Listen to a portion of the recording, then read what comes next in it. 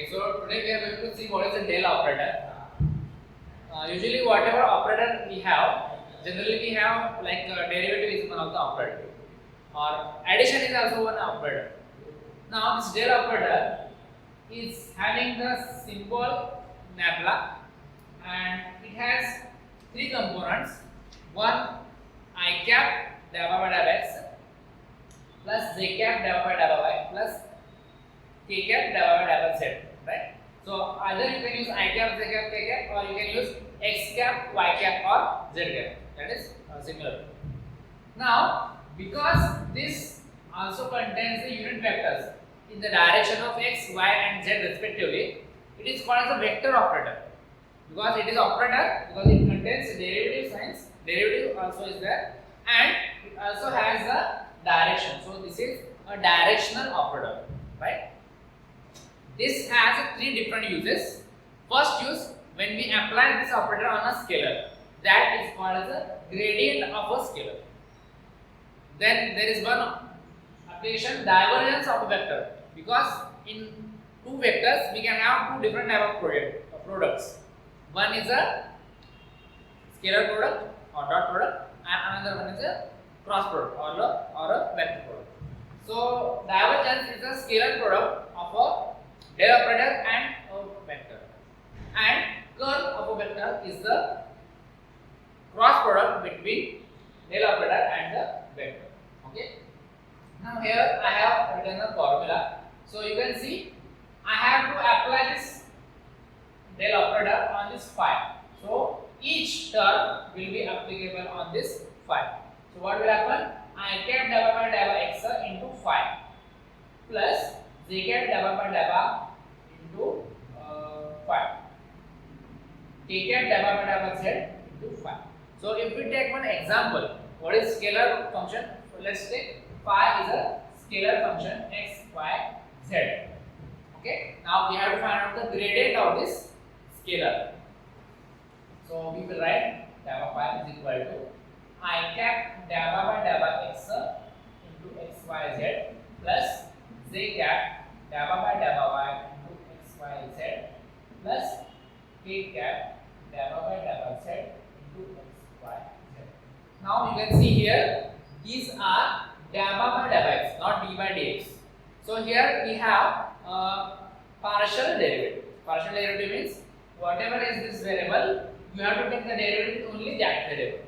Other variables will remain constant. So y and z constant here, we will take the derivative x only. Right? Here we have the variable is y. Right? So we will take the derivative with respect to y, x and z will remain constant. So using this, we will get yz into I cap plus here we will get xz j cap plus here z will cancel and we will get xy k cap, right? So this is the gradient of a scalar. Now what is the use of this? So suppose there is a scalar field. Let's take the temperature. Temperature is field. Okay. So at each point temperature can be different. So this gradient will give you the direction of maximum change. So suppose this is the room where you are sitting, and here is a lamp. Okay. Because of this lamp, there is heat generated. Okay. So what gradient will give? The direction where the change is maximum. So that will be normal to the source. Usually that will be normal to the source. So okay, so this is the application of gradient where we use whenever we have to find out the change, maximum change in the scalar field, we take a gradient of the scalar. This is just example I am giving for temperature. Scalar potential, we have electrostatic potential, that is scalar quantity, right? So if we know, if we want to know the change in potential is maximum in which direction, we will find out the gradient of this potential, and we all know that is nothing but the electric field. So that will be the direction of this gradient. Now we also have a divergence of a vector. Now here we don't need direction. Here when we apply this divergence on a vector, what we will get? we will get the rate of change. What is the rate of change? Suppose we will take one example. Now this is a vector. So let's take position vector, that is x I cap plus y j cap plus z k cap. Now if I apply this this operator, del operator on this, now we know this is a dot product. So I cap will become 1, j cap will become 1, and k cap will become 1. All other combinations will become 0. So we have to just take product of I cap. So first we have to write gradient. First we have to write the coefficient of this del operators. So therefore divergence of position vector is equal to gamma by gamma x operating on x plus gamma by gamma y operating on y plus gamma by gamma z operating on z. So this is equal to 1 plus 1 plus 1. So this is 3.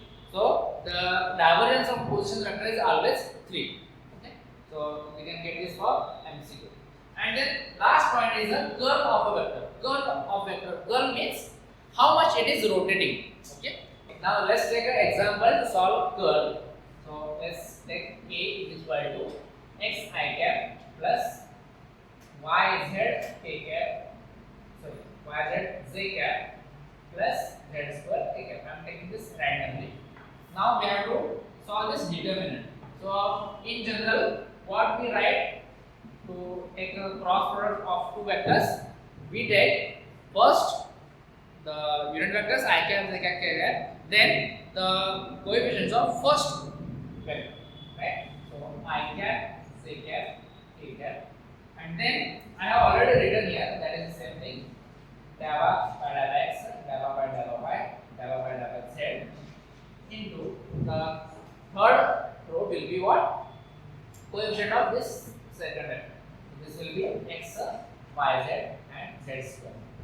So this is equal to I cap gamma by gamma y operating on z square minus gamma by gamma z operating on y z minus j cap gamma by gamma x operating on z square minus gamma by gamma z operating on x plus k cap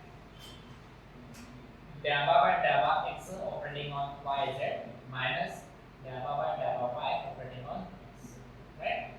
Now here we are taking derivative with respect to y. We don't see here y, so this must be 0.